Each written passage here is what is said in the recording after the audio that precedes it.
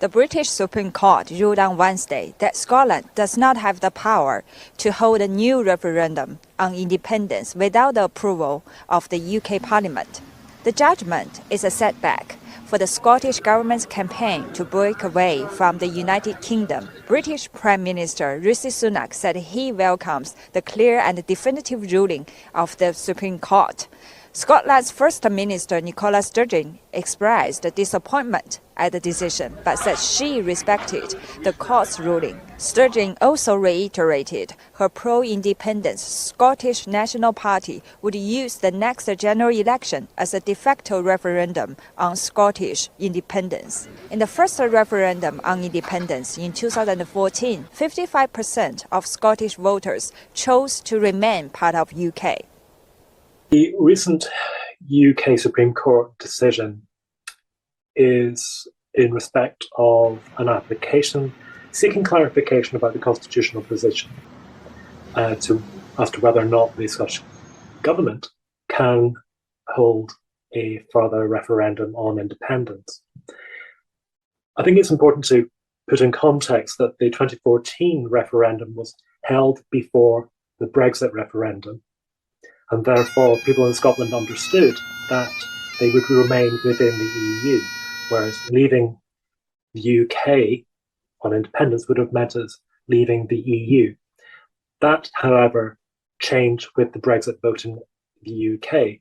Scotland, however, voted 60% to stay in the EU. Therefore, the context of the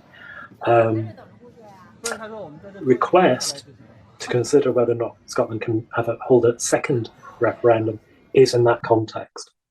At the moment, the Scottish Government does not have that mandate from the people of Scotland. So without that mandate, I don't think the Scottish Government could act, because at the moment all of the referendum or the polls of late suggest it's very, very close. With a majority in favour of no, just a very slight majority. So I don't think at the moment the Scottish Government or the SNP, to be precise, have the mandate.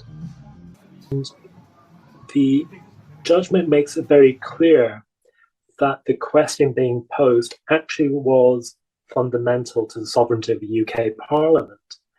And it wasn't simply holding another referendum for information, it would have political consequences.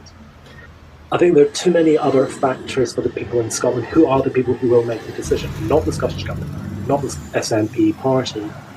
I do want a referendum myself, yeah. And I expect I would vote to leave the UK, I would expect, but I would need to do more research before making that call. But I think we have the right to make that call, so that's why I would support that referendum in the first place, yeah. I don't want Scottish independence. I think it'll be the exact same as last time. It would be a no to the referendum, and I don't think anyone's views really changed apart from SNPs just want to try and push it through. I'm confident in the British government, and I think that Nicola and SNPs just need to actually do something for the country.